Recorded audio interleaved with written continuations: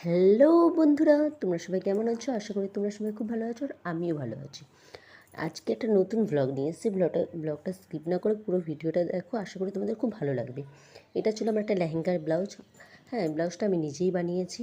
কেমন হয়েছে অবশ্যই বলো কিন্তু। আর এই ব্লাউজটা খুব সিম্পল মনে হচ্ছিলো, তাই আমি একটু বাজার থেকে জরিগুলো কিনে নিয়েছিলাম, পাইপ জরিগুলো। তাই এই লেহেঙ্গার ব্লাউজের হাতে আর নিচের পজিশানটা আমি লাগাচ্ছিলাম। দেখো, অনেকে আমাকে বলেছিল তোর দ্বারা কিছু হবে না। আজকে তাদের জন্যই প্রশ্ন হলো উত্তরটা। দেখ দেখ বা দেখো কি সুন্দর আমি নিজের হাতে তৈরি নিজের লেহেঙ্গার ব্লাউজ বানিয়েছি।